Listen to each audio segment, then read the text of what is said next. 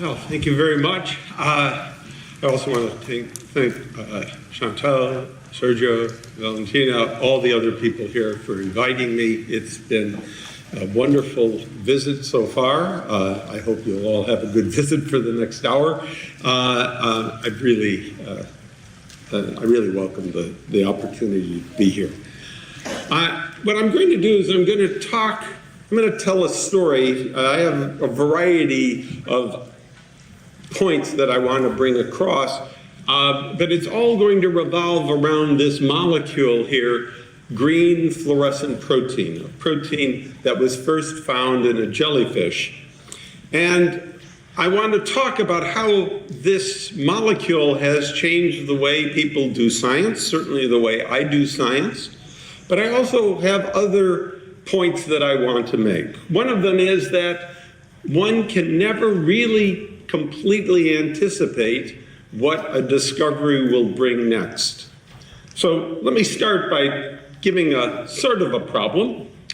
This is a picture of an early embryo, a one-cell embryo in A, dividing into two cells. And this is what we see under a microscope. We don't see much. There's really nothing much there to see. In D, you see these circles.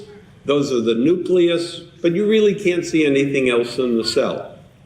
However, if people look at an electron microscope and look at the cells, there's lots of different things there. We're not really sure what they are and what happens to them, but there's lots of things. If I go back to the first part of this slide, those two cells each do something very different in this particular animal that we study. The cell on the left divides and makes a lot of cells that are going to be part of the animal's body. The cell on the right does that too, but it also gives rise to the cells that will become the sperm and the egg. And so one of the questions people have had is how is it that one cell can do one thing and another cell divides to do the other thing? And I'm going to give you a partial answer for that later on, but I want to say that GFP allows us to look into cells. And by looking into cells, we get many benefits. We discover new biology. We gain insights into diseases and human health. It's even been used to detect landmines, and it has changed at least one industry.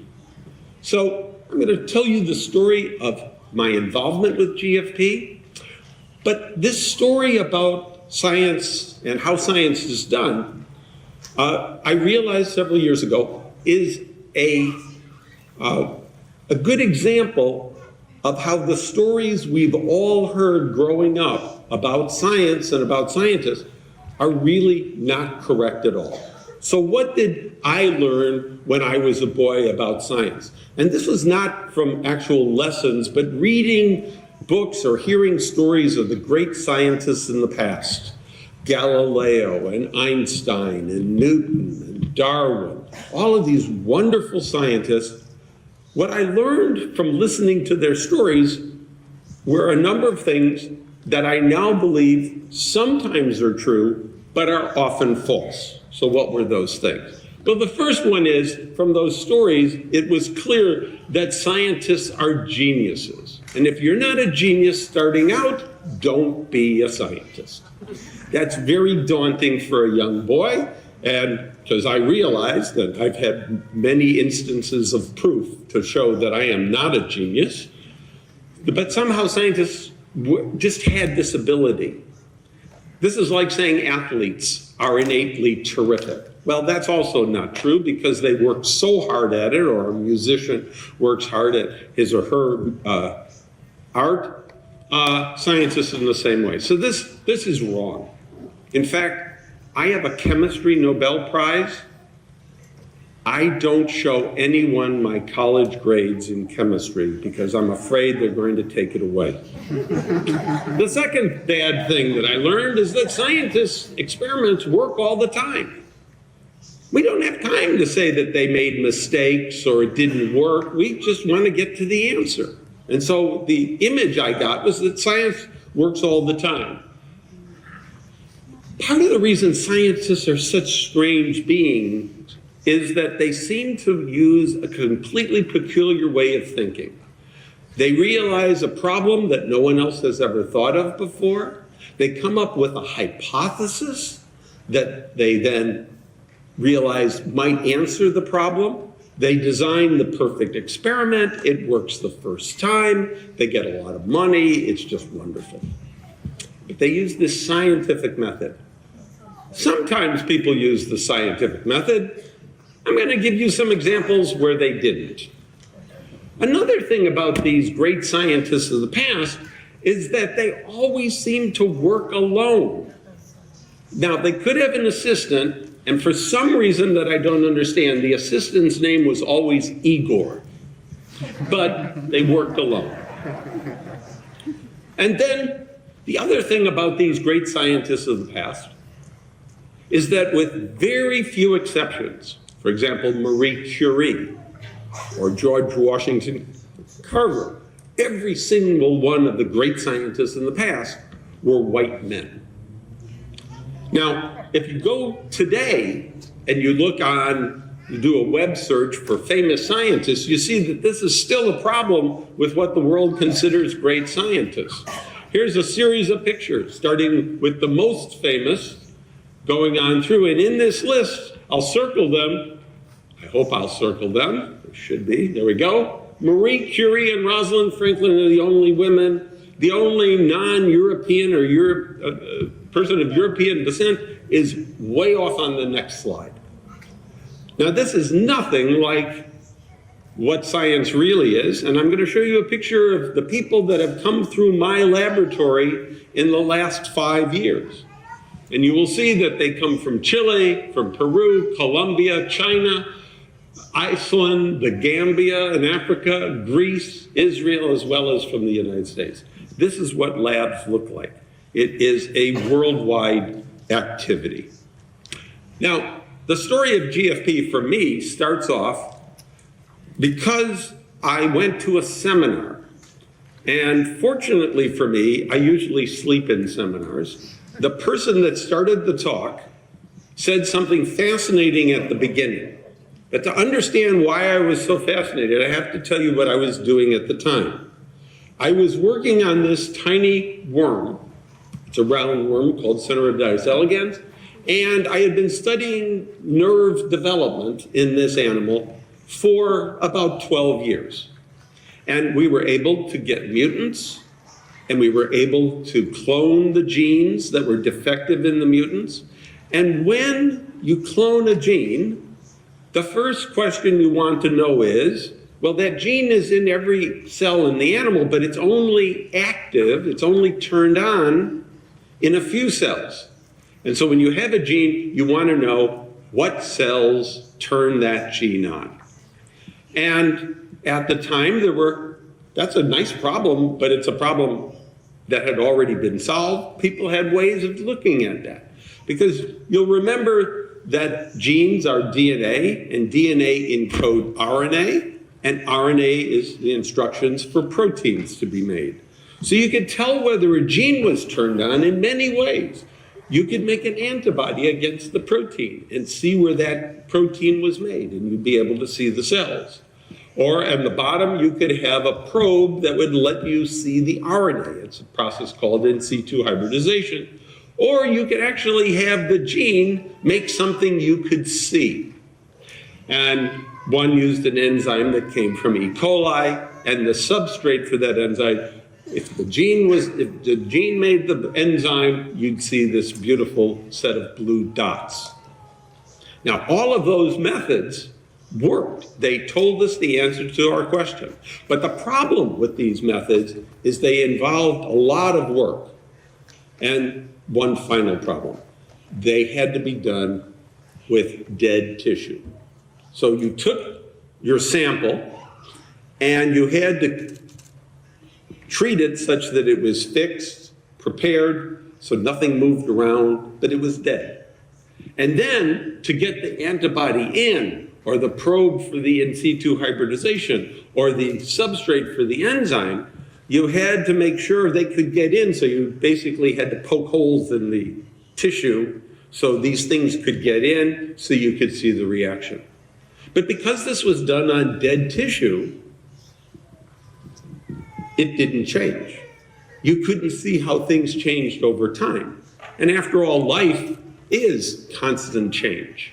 And so that was completely missing. And once you were finished, you had to do it all over again. Now, as I said, this gave the answer. Before I leave this slide, I want to point out that people that have worked in my laboratory, and whose pictures you'll see on the slide, their names will be in red. So anyone from my lab, their names are in red. Anyone, however, whose picture has their name in blue is a collaborator. And anyone whose name you see in black did something I wish I had done. So I listened to this seminar. Remember, I have two things in my mind. I work on an animal that is transparent. And second, I want to know where genes are active. And I hear the story of this man, Osamu Shimomura, who shared the prize with me in 2008, and about his amazing discovery of green fluorescent protein. I urge you to go to the nobelprize.org website and listen to his talk or read his talk that's there. He has continues to have a remarkable life. At the age of 16, he's told, you cannot go to high school anymore. You have to quit. You have to work in a factory. And he goes to work in the factory. It's over the mountains that are adjacent to the city. So he's separated from the city by the mountains. But the year is 1945, and the city is Nagasaki, Japan. And because he's on the other side of the mountain, he was not killed by the atomic bomb. But he couldn't go to college because everything else had been destroyed. He went and helped people. Eventually, he does go to college, gets a job as a technician, and starts a lifelong career asking a fundamental and fascinating scientific question. How is it biochemically that some organisms can generate light? Fireflies, glowworms, bacteria, fungi, fish, all of these different organisms can generate light, and they all do it differently, and that's what he studies. And after he gets his PhD, which he got because he did spectacular work, he didn't study for a PhD, he got it as a present. He goes to the United States to try to understand how this jellyfish generates this beautiful green light. And so he starts to collect jellyfish, grind them up, try to get the components that generate light, and the experiments fail every time he does them. He eventually has to bribe his children to catch him more jellyfish so he can continue the work, and every time he does the experiment, it does not work.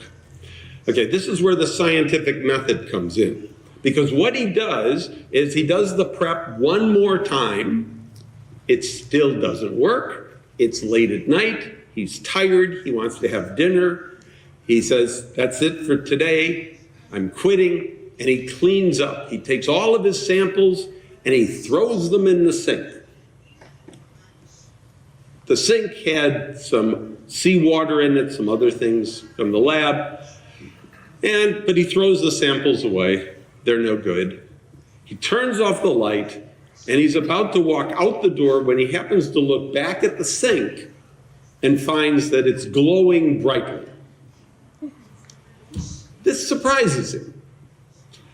Although I should tell you that this is a tried and true method. I know of people that have made wonderful discoveries by throwing their preparations on the floor, on the lab bench.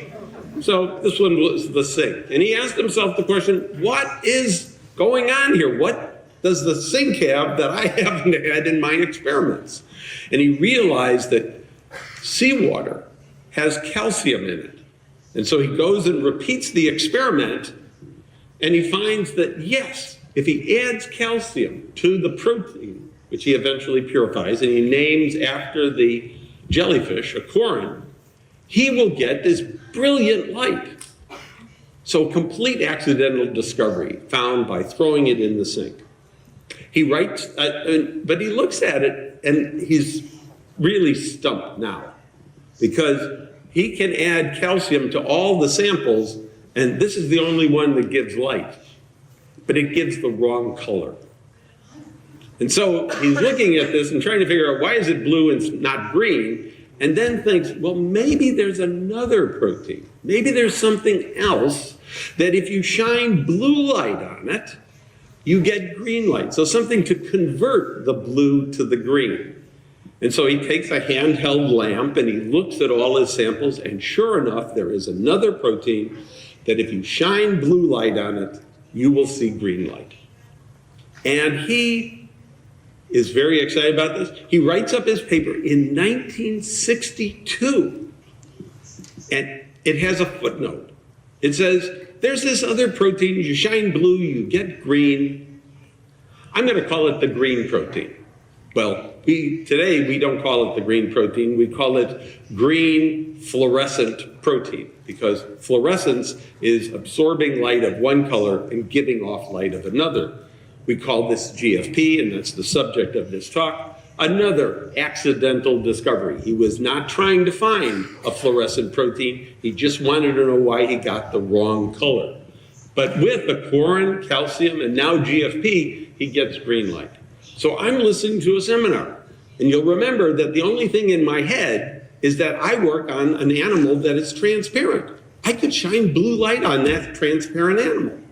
And if the cells had this protein in it, I would see those cells because they would become green. In other words, put blue in, if the protein is there, you get green out. This protein would serve as a lantern. Actually, the other day, a graphic artist wrote me out of the blue and he said, I've just made this picture. I thought you might like it. And it's a wonderful picture. I have it here. So you see the light bulb, but the filament is the GFP molecule. And it's giving green. I quite like it. But anyway, I got very excited about this.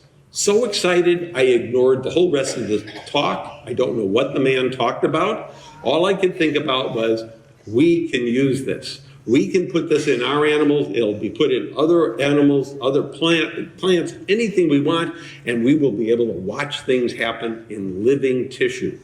And I got really excited, and I found out that there was someone that was isolating the DNA for this, and that man is Douglas Prasher. And so we arranged a collaboration. We lost track of each other for a couple of years, and it wasn't until 1992 that a new graduate student, Gia Skirkin, came into my lab, and she had already gotten a master's degree in chemical engineering working on fluorescence. And so I knew this was the right person for this project. And we got back together with Douglas, we got the DNA from him, and 1 month after she started graduate school, she produced this page from her lab notebook, and what is circled there are the words that she made bacteria, E. coli, fluoresce green. And the picture you see at the bottom there on the right-hand side is of that very first day. She took a picture of the fluorescent E. coli. And there's another part of this page from her notebook that I quite like, and I always like talking about it, and that is this part that is circled here, which you cannot read, but I will tell you that what it says is that she went back to her old lab, which was also at Columbia, to use their good fluorescent microscope because my fluorescent microscope was no good. A piece of junk. And she realized that very quickly, but she knew where a good microscope was. And that's where she took that picture. But this presented us with a problem. And so this is another little bit about how science is sometimes done. No one would let us use their microscopes, and our microscope was no good. So I solved this problem by calling up the sales representatives of the various microscope companies, telling them that we had just developed a new way to see if genes were active. and we needed to buy a new microscope, but we didn't know which one it should be. And if they could bring their microscope by for a while so we could test it, and by a while I suggested maybe 1 or 2 months, we'd give it a good working out. So all the experiments were done on borrowed microscopes. Now the other thing about this experiment is this is an example of an experiment that worked the first time. And that turned out to be very important because there were 3 other people that I've subsequently learned about that were trying to do this same experiment. But when they did the experiment, it did not work. So why is it that their experiments didn't work and our experiments did? I believe that the reason is that they were careful scientists and we are sloppy scientists. And let me explain what I mean by this.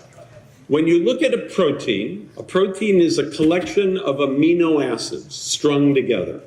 And we often talk about the line of atoms that connect all the amino acids as the backbone, the peptide backbone of the protein. And it's just a long chain of atoms.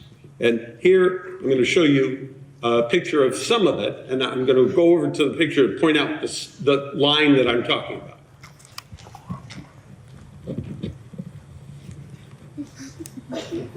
Okay? All these extra things are the other parts of the amino acid. And every protein looks like this, except GFP. Because something happens to the GFP molecule that does not happen at other places. 5 of the atoms in that line come together to form this 5-membered ring. And this is absolutely needed for the molecule to be fluorescent. And no one knew how that was done.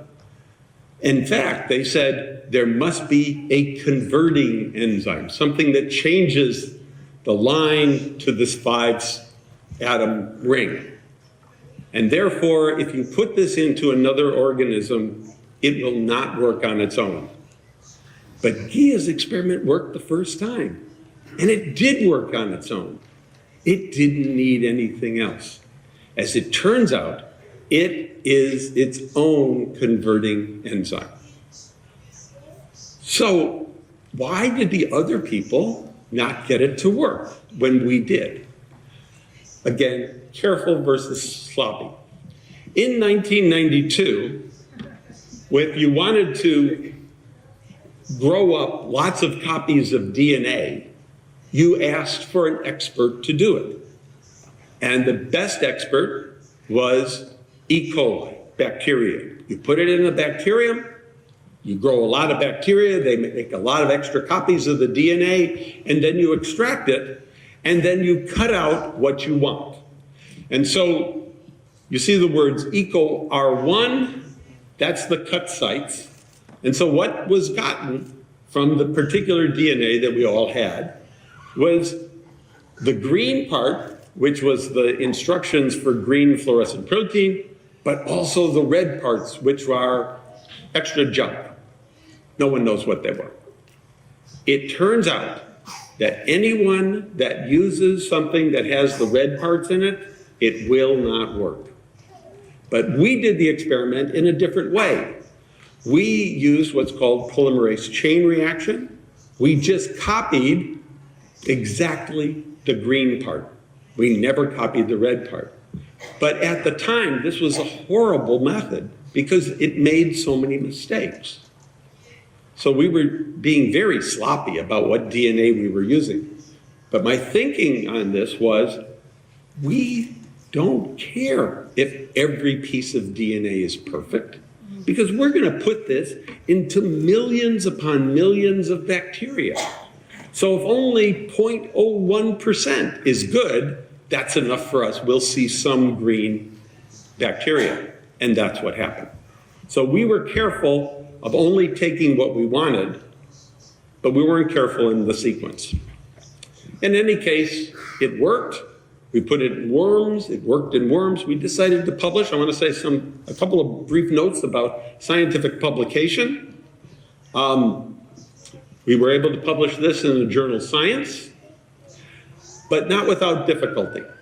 The first difficulty is that some of you may know, to send an article to this journal, they don't send it out for review. They think about it for a couple of weeks. Is this paper worthy enough to be reviewed before we reject it? And after 2 weeks, they called me up and they said, you know, we are sort of interested in your paper, but we're sorry to tell you we are not sending it out for review. And I asked them why they weren't sending it out for review, and they said, well, to tell you the truth, we do not like your title. I was a little surprised at that, and I said, what's wrong with my title? I like it. Green fluorescent protein, a new marker for gene expression. At which point they informed me that everything published in the journal Science is so groundbreaking and new that they never allow the word new to be used in the title. I do not like being told what to do, and so I was, thank you. And so I was a little aggravated at this. I asked them, can I change the title? Will you then consider the paper? And they said, yes. And I think you can tell my frustration and anger by the title that the reviewers actually got, which is, the Acori Victoria green fluorescent protein needs no exogenously added component to produce a fluorescent product in prokaryotic and eukaryotic cells. This is actually the entire paper. I could have just added the pictures and been done with it. But this is what they got, and it got accepted. And then the copy editor calls me up and says, do you know that you have a very long title? And I said, oh, I didn't. Would you like me to change it? And they said, yes, that would be good. And so I said, well, let me think about this. How about this? Green fluorescent protein as a marker for gene expression. They said, thank you, this is wonderful. The second problem we had has to do with this picture that was on the cover. Now, this is a very enhanced picture for this slide.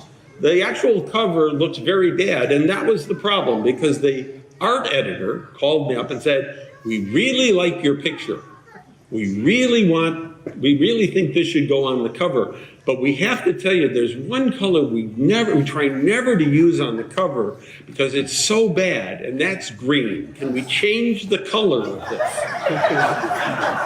I said no, and it really is a bad looking thing, but I just couldn't do it. Why did I want people to see this picture? This is a picture of a living worm, newly hatched, and this nerve cell right here, that's its cell body, is growing out. That's the growing end of the nerve cell called the growth cone. And I wanted this to symbolize the fact that one could watch biology happen. Now, the third and final problem with the publication, one that is still ongoing, is that I had already given away samples to people, and they had already started to write me and say, you know, it works in my system. This is great. And I wanted to cite their unpublished work. And so I wrote to all of them and I said, do I have your permission to cite your unpublished work? And they said, well, you gave us the sample before you published. Of course you can. That is, except for one person who wrote a letter that you can't read, but I'm going to say the most important parts. She said I could talk about her work, but only if I made coffee every Saturday morning before 8:30 for 2 months, prepared a special French dinner, and took out the garbage nightly for a month. This is my wife. Now, actually, this is the letter she gave me. She sent Science a very innocuous letter. But what she did was really spectacular. She also claims I've never paid up, but I've paid in other ways. And what she did, what her experiment was, I have to remind you about genes. Genes have really two parts to them. One part says what should be made, the protein eventually. The other part controls that. It says where, when, and how much of that product should be made. And what we did is we replaced the product with GFP. So we got the answer to where, when, and how much by wherever the cells were green. But she took this one step further. She took the control part of a gene she was interested in, the part that said what protein should be interested in, and then added GFP. So what she was doing was hanging that lantern on the protein that was made, and she wanted to see what happened to the protein. And she works in fruit flies, and she was able to see that the protein, which are made in these cells here, which are called the nurse cells, these cells make this protein that you see in green, and the protein is moved into what is going to be the developing oocyte. So that it comes to line this area, and that movement and that placement of this protein is extremely important. Among other things, its placement up here is what tells the developing fruit fly embryo where the head should be. And so she was able to watch a protein be made and move into a cell, into a new cell, cross a cell boundary and into a new cell. And so I think it's a rather spectacular result. So what were the advantages of GFP? First of all, it's DNA that we really use. We incorporate the DNA into the organism. Once it has the DNA inside of it, it can pass that DNA on to its progeny. So you don't have to keep doing the experiment. You do it once, and that bacterium will give rise to bacteria with GFP, or that fruit fly will give rise to more fruit flies with GFP, or that worm or that mouse or any of that. They can pass it on to their progeny, so you do it once. The other thing is shining blue light on a tissue is not really very damaging. So this is a very safe way of watching things happen in a cell. Third, it's a relatively small protein, and so it can go everywhere in the cell, and I'm going to show you a picture of that in a moment. And it can be seen, as I've said several times now, in living tissue, and that allows it. So here's a rogues gallery of a bunch of organisms. This is fruit flies, this is worms. This is Alba, the GFP bunny that was made by a French biotech company for the Brazilian artist, Eduardo Koch, who lives now in Chicago, and he would bring Alba to his art shows to get people talking about the connection between art and science and art and technology. This is canola plants, mice, zebrafish, and a bunch of cells. And I want to draw your attention to this mouse Purkinje cell. This is one cell, and you see how the GFP has gone everywhere in the cell to outline the rather spectacular arborization of the cell. But I've been telling you now several times about living tissue. So I want to show you two movies. Now, in these movies, what we're looking at is the early development of fruit flies. The movies were made by Rosalind Silverman Gavrila, who at the time was a graduate student in Canada. I've never met her, but fortunately she put these on the website of the American Society of Cell Biology, and so I can use them. And she's watching nuclei divide. And when she does, when a nucleus divides, you have a nucleus at the beginning, it breaks down, you produce a spindle that the chromosomes line up on and then are separated, each to go into a separate nucleus. So the spindle is only seen during that division. And that's what you're going to see on the left. That's a movie of a protein with GFP that is going to localize to the spindle. And you're going to watch 4 rounds of division. It's very much faster than normal, but it gives you a chance to see these. And then on the right, even though you see colors here, these are false colors. This is, again, just GFP. And GFP is now attached to a small signal that brings it into the nucleus. So if there's a nucleus that is before and after division, you will see the GFP only here. And the color code is, if you have very little, you're on the blue end of the rainbow. And as you keep having more and more, you go through green and yellow and orange and red. So red is the most. And so let me just show these movies. The first one on the left, showing the spindle. Spindle's forming now. The nuclei divide. And it'll go through another round. And I hope that as you look at this movie, what you are thinking to yourself is the same thing that she looked at when she named this movie In Synchrony. Everything is happening at the same time. And that immediately invites the question, how is this all coordinated? What allows these things to all divide together? And we actually know quite a lot, science actually knows quite a lot about that. Now on the right-hand side, again, this is a different marker, one to show just these nuclei. And now the nuclei break down because of division. The GFP is all over the embryo. The nuclei start to reform and the stuff gets sucked up into them. And she named this after the Van Gogh painting Starry Night because it looks a little bit like that. But as you look at this one, you realize, wait, these were all at the same time. This is going as a wave that starts in the lower right-hand corner and goes up to the upper left-hand corner. Why is this not synchronous? And a friend of mine thinks he knows the answer to this. He thinks when she made this preparation, her thumb was a little too heavy and she damaged the embryo. So it has a little damage, and this is a very subtle sign of damage to the preparation. In any case, we can watch life happen. Now, in the United States, there's a children's book that is called If You Give a Mouse a Cookie. I don't know if it's sold here in Chile. It's a very nice book for kids. The basic thing is the mouse is a problem. Because if you give the mouse a cookie, he's not satisfied. He wants to have a glass of milk. And then once you give him the glass of milk, he's not satisfied. He needs a straw. And if he drinks the milk, he then needs a napkin. And it just goes on and on and on. He's never satisfied. This is one of the most perfect images of a scientist I know of. You give them this beautiful green color, they want other things. They're always asking for more. They give them a taste, they want to have more of it.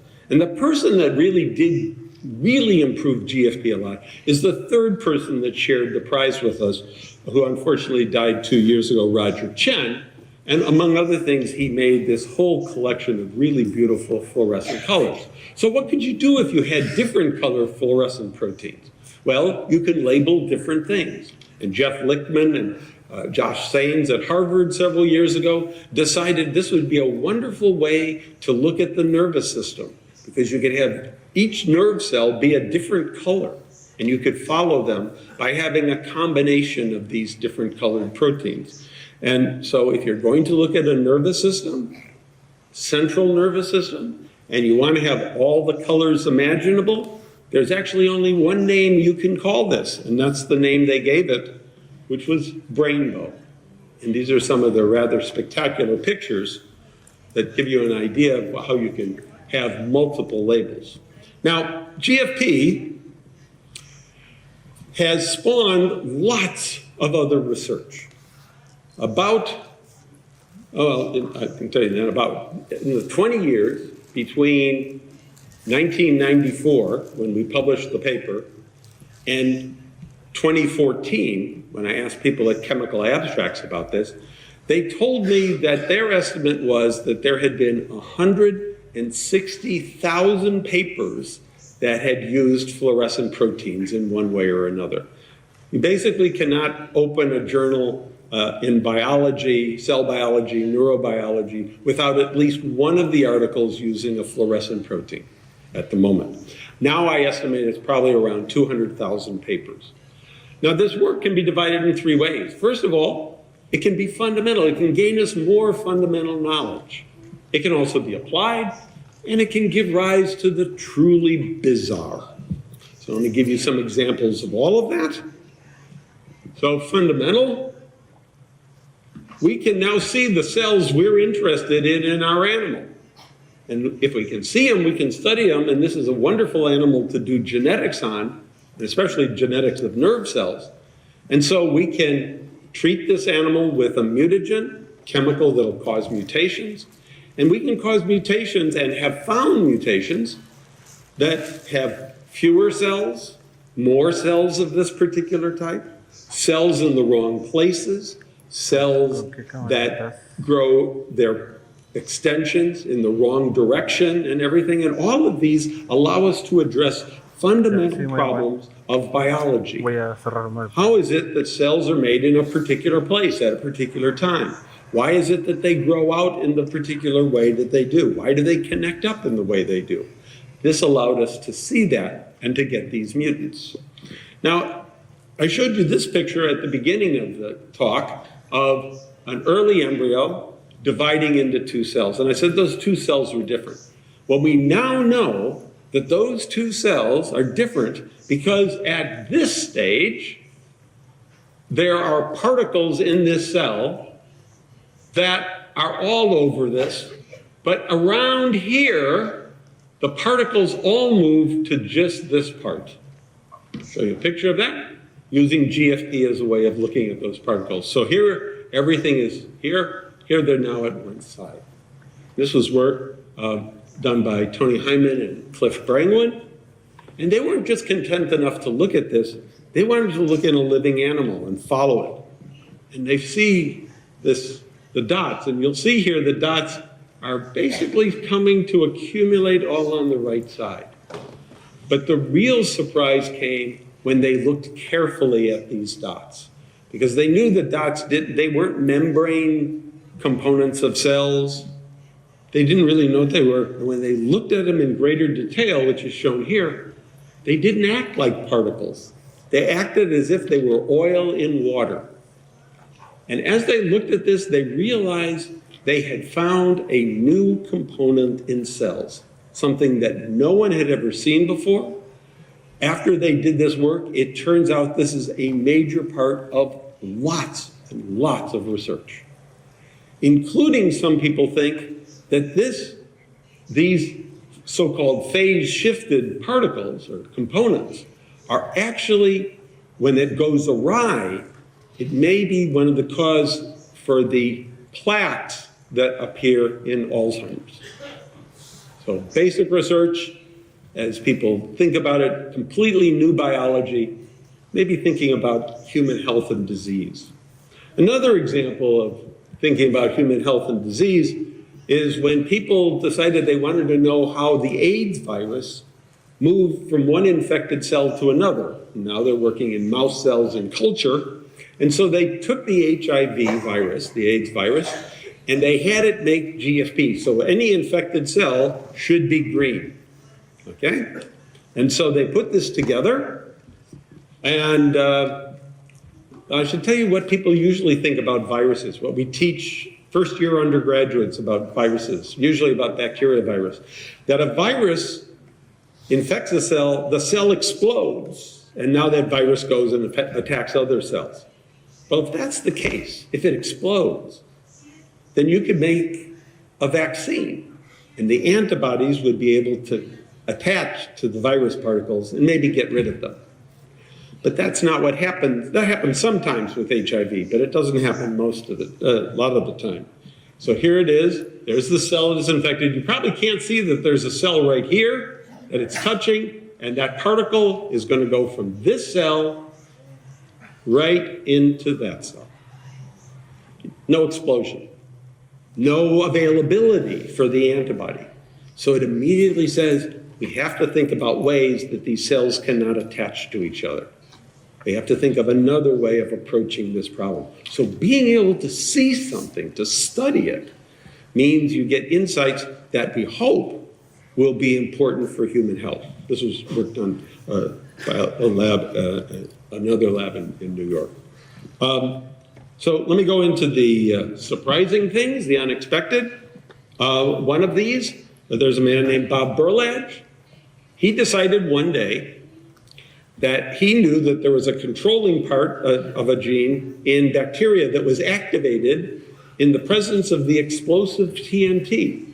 And so he decided he was going to make a bacterium, that if the bacterium was around TNT, it would start making GFP and it would glow green. And you might ask yourself, why would anyone want to do something like that? But he knew that landmines, which have TNT in them, leak TNT. And as a result, he was trying to find a way to detect where the landmines were. And he was at Oak Ridge National Lab, and he was able to get his hands on some landmines. And he had a friend bury the landmines in a 3-meter by 5-meter plot of land. These are smart scientists. These were disconnected landmines, but they did have TNT in them. And he sprayed the ground with his bacteria, and he came back at night to see if he could see where the bacteria were green. And although it doesn't look green, that's too green. That is what he was able to show. Now, this work is still ongoing, and one of the reasons it's still ongoing is this is the sort of experiment that you want to work correctly every single time. You do not want to have something called a false negative, where you think it's safe and it's not safe. But I know of several groups that are working on this. There was a group in Scotland that worked on it. There's a group in Israel working with a group in Atlanta, or in Florida rather, working on this. So people are actively working on this as a way of getting rid of something that usually injures non-combatants and is really a horrible aspect of modern war.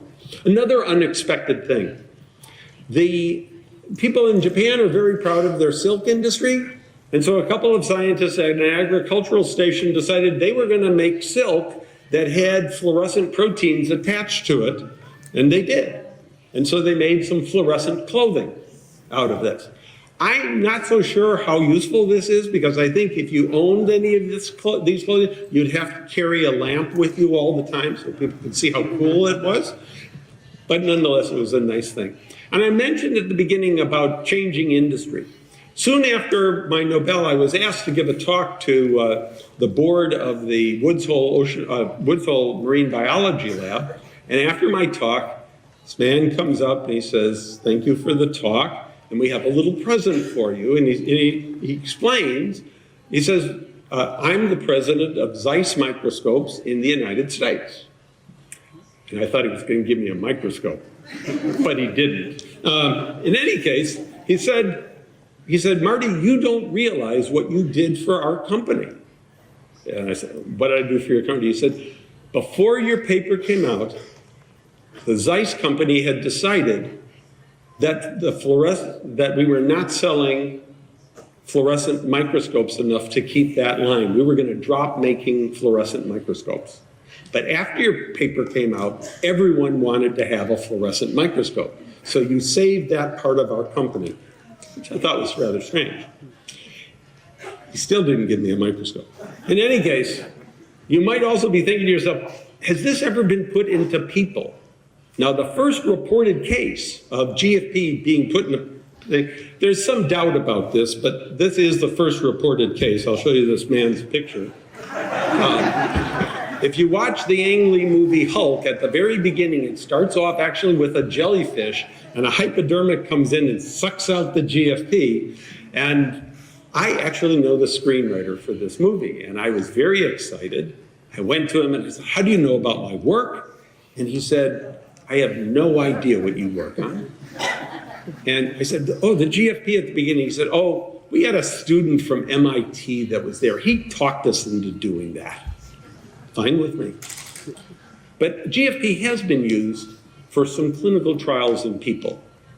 So it's not used as a therapeutic, it's not used as a means of detecting things, but there have been some people that have wondered if certain viruses actually can go towards cancers, that preferentially seek cancers. If that was the case, then those would be wonderful sort of magic bullets to attack and give something that would attack the cells.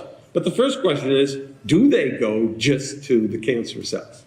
And so studies are first done in mice to see if this is true. But when they started to look and wonder about whether this would work in humans. The phase 1 trial, they get permission from people to use this, they used a virus that had GFP in it so that when they took the person's tumor out, they would be able to see, was that the only thing that, was the tumor green, and was that tumor one that, the only thing that was labeled. And so I don't know the results of these clinical trials, but it has been thought of, not as a therapeutic, but as a way of seeing if what we think is happening is actually happening. I want to tell you, I'm going to finish up now telling you what I really think are the lessons of this. So I do think, as I said at the beginning, sometimes people work alone, then this time we work in groups. Sometimes people use the scientific method, sometimes we don't. Sometimes it's a lone genius, sometimes it's not. There's no rules in this, but I think the real lessons are the following. The first one is I think scientific success comes in many different ways. I briefly mentioned Shimomura's history of being told he cannot continue his education and then working as a technician. Roger Tsien is actually the genius in the group. He won this very prestigious high school science contest in the United States called the Science Talent Search when he was 17 or so, and continued to do brilliant work, as did Shimomura, just amazing work. I already told you I don't show people my grades, which are irrelevant actually, but I did not show a lot of promise. In fact, when I was doing my postdoc, there was one of the staff members there that I got to know, and I knew that he did not think I was the smartest person in the group. And I was able to visit after I got the Nobel. And he said, Marty, I haven't seen you since you got the prize. Congratulations. And I said, thank you. And then knowing him, I said, pretty surprising, isn't it, Mark? And if I ever write an autobiography, this is going to be the title of what he said next. He said, yes, you far exceeded my expectations, which I thought was quite wonderful. I think many, if not most, discoveries are actually accidents. Shimomura throwing the prep in the sink and having the calcium in the seawater turned on. We cannot control everything. The fact that we had a particular way of doing the experiment so it worked, we didn't do that on purpose. We was just afraid of using the extra bits, and other people being more careful, and that happened. It didn't work for them. The physicist Enrico Fermi has a wonderful phrase that goes something on the order of, if you do an experiment and it confirms your hypothesis, then you have made a measurement. But, so much for that. There we go. You've made a measurement. But if it doesn't confirm your hypothesis, then you've made a discovery. And these discoveries come all the time. If we're lucky, we notice them, and we ask questions about them, and there's interesting things that come out of this. Next, I think it's really important to be ignorant, stubborn, and just want to try things. We often talk about weekend experiments. These are experiments that you do over the weekend when no one else is around to see how stupid you are. If it works, you crow about it on Monday. You just tell people how wonderful this was.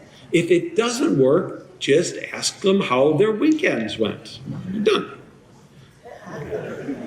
Scientific progress is not made by individuals. It is a cumulative thing. It is the thousands and thousands of people that have contributed to making GFP and the other fluorescent proteins such valuable tools that has made this important. And it continues to be.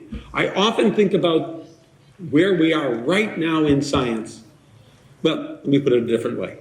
We often talk about the golden age of cinema, or the golden age of music, or golden age of something, and it's always something in the past. And I've realized that for science, we are always right now in the golden age of science. We can do more now, we have more opportunities now than we've ever had before. There's just so much more to learn. And so we all have to work together, and you're going to see some of this in some of these other talks of things that have gone beyond GFP. in a great deal. For example, Thomas Kirkhausen's talk that he's going to give is going to talk about changes in using microscopy that he's been involved in. This sounds like an advertisement that university and grant support was important, essential. Let me tell you why I put this on the slide. Columbia University doesn't care what I do. It just wants me to succeed. So it doesn't tell me what to do. And I already told you I don't like to be told what to do. And it's very important to be able to have the freedom to follow whatever question I want to address. But grant support is the same thing, because the support that I've gotten allows me to take a chance and look at GFP. People outside of science, I feel, have experience in business, but they don't understand the grant system in science. In business, people work with contracts. A contract will say, here are the 4 things I promise to do, and if I do them, you will pay me. That's a contract. That's not what happens in science most of the time. In science, a proposal says, here are the 4 things I think are the most important things to do right now. And if you agree with me, pay me money, and I'll do that work. But then there's the unwritten part of the grant that says, I'm not stupid. If 4 years down the road, somebody has invented something that lets me do the experiment faster or better, I'm not going to do what I wrote. I'm going to do the better experiment. Or if I come up with an idea that I think is important enough, I'm going to do that. And you can judge me for my renewal of whether I should continue working. But I'm relied upon to have my own judgment. So there's not a person I know of that does an experiment that they wrote about 5 years before. Everything changes up to that point. And this is very important for this. I can tell you that NSF, National Science Foundation, supported Shimomura in all his work. He didn't write a grant to say, I'm going to discover a fluorescent protein because it came about by accident. And they never gave me any money for GFP work, because it would have been an impossible grant to write. The grant would have been, I want to see this. And they would have written back, you have no preliminary data. You can't do this. But I can tell you that both NSF and NIH, National Institutes of Health, have gone to the US Congress and said, we supported this green fluorescent protein work. We should get credit for it. And they should, because they paid us to be able to do the research. The people that really do the incredible work are the students and postdocs in the lab. When people started asking me for GFP, almost invariably, they said, you know, this GFP, it's very interesting. I didn't know anything about it. My student wants it. What is it? And I would tell them, and they said, oh, that's why the student wants it. Yes, we want that. So it was always the student or the postdoc that was telling the head of the lab, you got to get this for me. I want to do this experiment. And that's certainly what happens in my lab. 2 more points. The first point is, this story starts off with a jellyfish. Not your typical organism to study.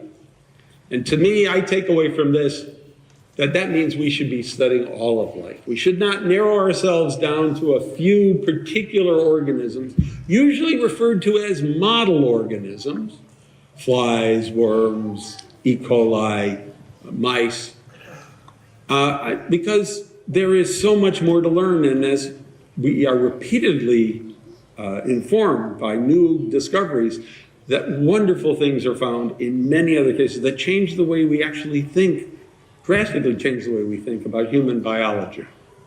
I want to make one other point about this sentence that I've written here. I do not like the term model organism.